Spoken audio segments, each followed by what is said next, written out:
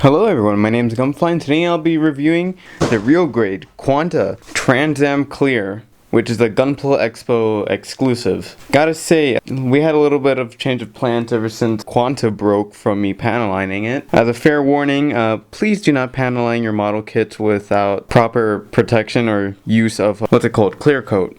Because if you do that, the plastic will get very brittle and it will break. And I'm talking about enamel paint in this case, which is what Tamiya panel liner is. It's an enamel paint. It destroys polystyrene, which is a plastic used in most Gunpla. Actually, in every Gunpla. So yeah, please be careful about that. And another warning, with lacquer paints, please do not use it with ABS plastic. It will destroy it. Unless it's primer, for some reason doesn't destroy ABS plastic. But if you just use like lacquer thinner or lacquer paint on ABS plastic, it will become brittle and break. That's how I broke my original real grade Quanta, and that's why I have this guy. Anyway, enough with the warning, so let's get right into the review. First up, let's open up this box.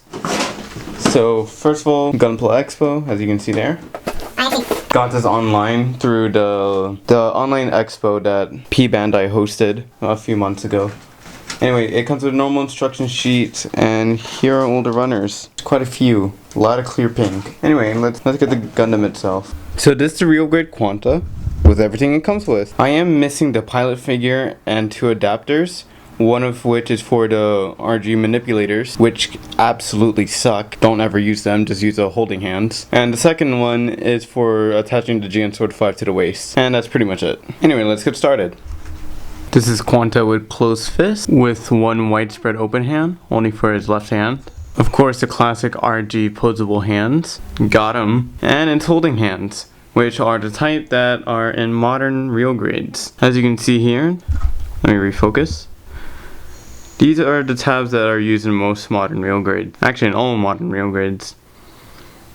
So that's very nice. The real grade 00 kit that came out before this guy was the RG Double Riser, and it had the hands that allowed the tab from the weapon to go inside the hand. These, in my opinion, are a lot more stable and better.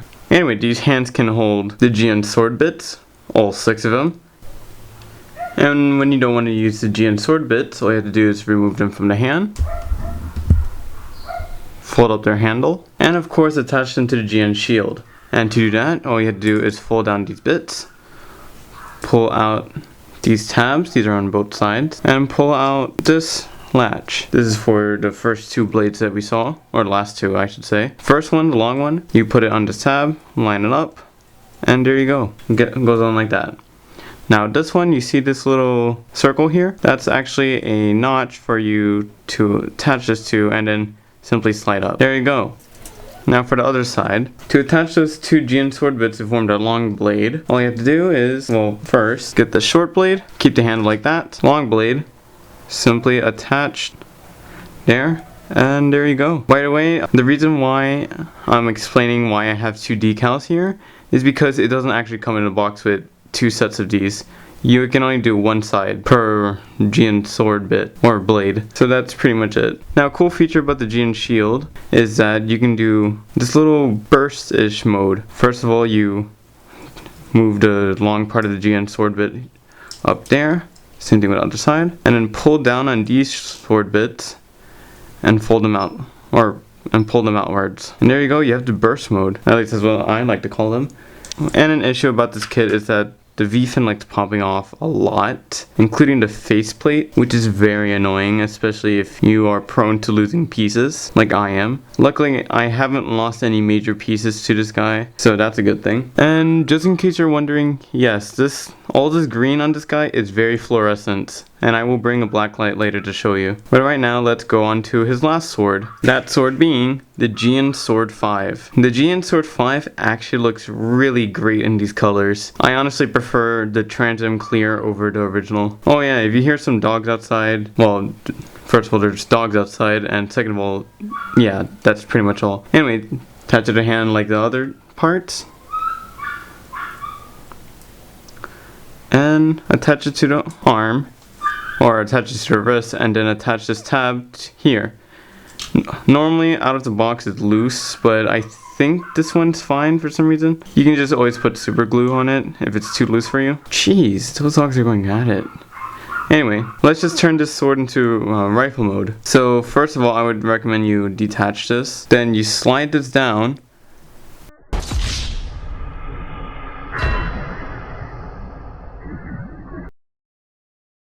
Or the handle, I should say. And then you turn the blade in a 90-degree angle. Reattach it to the arm, and gotta say, it's stupid. It really is. It's just a sword sideways, pretending to be a gun. I just find this really, really dumb. But hey, it looks cooler in Buster mode. And speaking of which, let's get to that right now. So first of all, what you want to do is remove all the GN sword bits. Make sure you fold in this tab, otherwise it won't close. Next, get the GN sword 5. Turn it back into its sword mode. There you go. And then first of all, you add the long GN sword bit, sort of combined, up here, and make sure it's attached to these points. Do that with the other side. Make sure they attach here, and it's gonna do this every now and then. Just make sure you sand it or make the pieces as clean as possible from nubs. Then you're gonna get this. Slide this up here. Do the same thing for the other side. And there you go, you got a giant sword. I mean, this thing is quite literally bigger than the Gundam. You attach it to the wrist, attach it to the forearm, and make sure you bend this part of the wrist down so it attaches easier. And there you go. And yes, Quanta's arms are actually strong enough to hold it like this. But normally, he wouldn't be able to stand. That's why we have this. So first of all, you just put it whatever way you want to. Next up, you just attach this little peg into this hole, and that's about it. Then of course put it on the ground. And there you go. Quanta can hold the GN Sword 5 without falling over. Gotta say, it's useful, very useful. Anyway, so to turn the sword into the Buster rifle, what you want to do is shift the guard down. Shift the guard down, shift this guard up. Same thing as before, but this time, because you have this, you fold this outwards. Anyway, that's what the Buster rifle looks like. Gotta say, it's a more convincing gun than just the normal GN Sword 5. Anyway, attach it to the wrist, and now this time, it's gonna start drooping. That's why you get to stand. Of course, attach it in the same hole, except this time using the upper peg. Or actually, no, use the side peg. My bad. Attach it to here. There you go. He's shooting very awkwardly. Now we get the base adapter right here. So all you have to do to attach the base adapter is get Quanta's butt right here and slide up with the peg hole facing outwards. And there you go. Now to attach this to an action base, well in this case action base 5, all you gotta do is of course attach it to the peg hole. And if you want to, which I don't think you can, oh wait, you can. You can attach it directly to the square hole in there. But I don't like doing that only because it kind of restricts the free posing options that you get from just plugging it in into the peg hole or into the peg. And there you go, you get them in the air. Let's go on to like all the features and stuff. So first of all, you can actually remove the GN drive.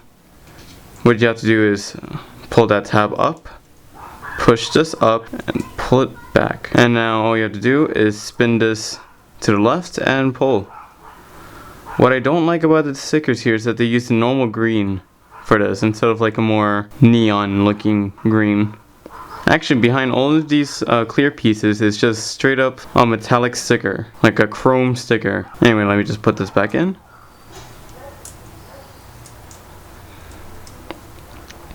And for the cockpit, to open it, all you have to do is pull this out, which is a lot more difficult than it needs to be. Jeez.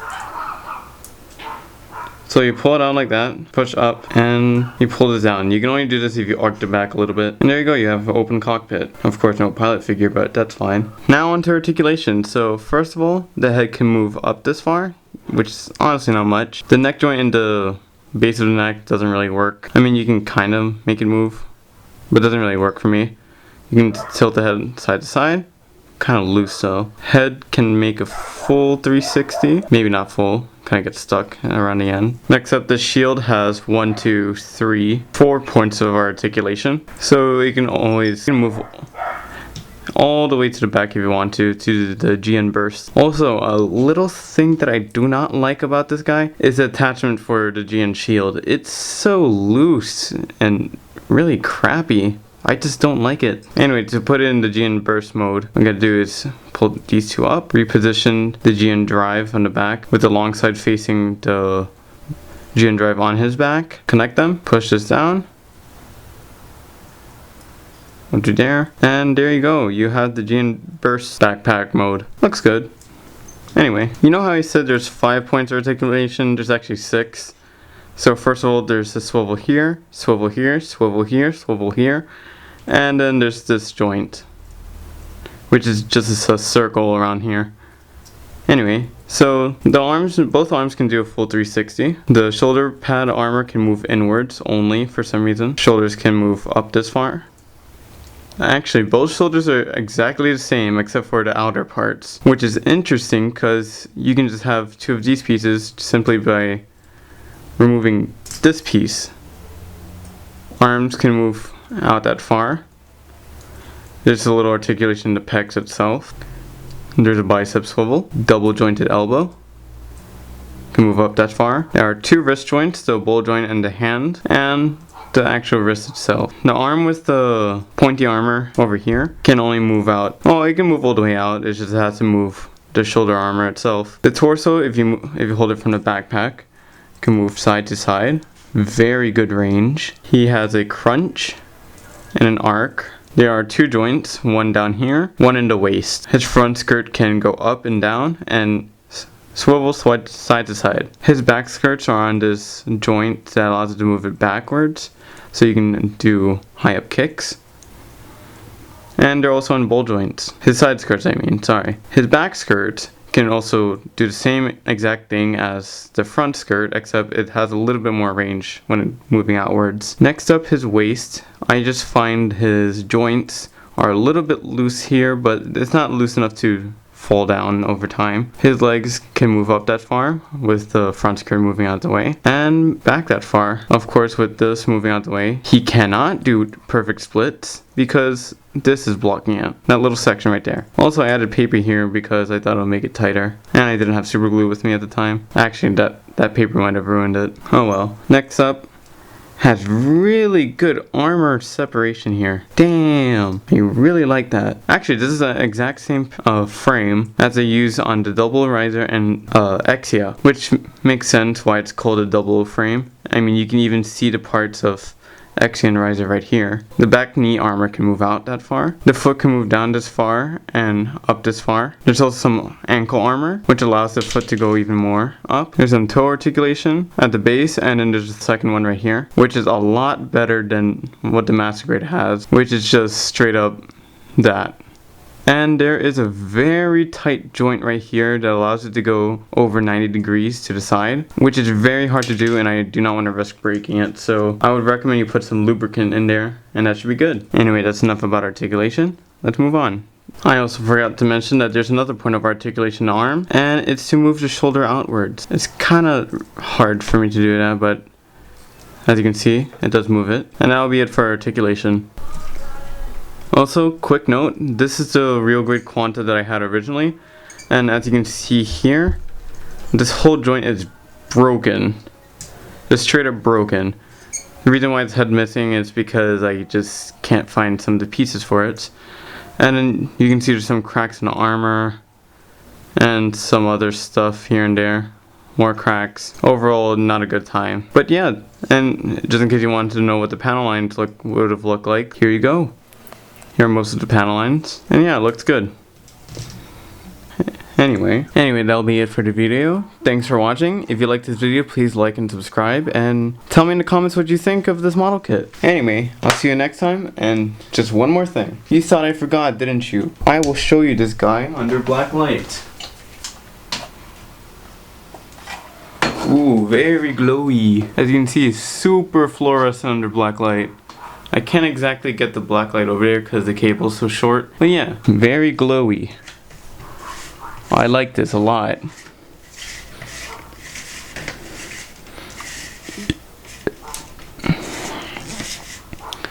Anyway, that'll be it, and see you next time. Bye!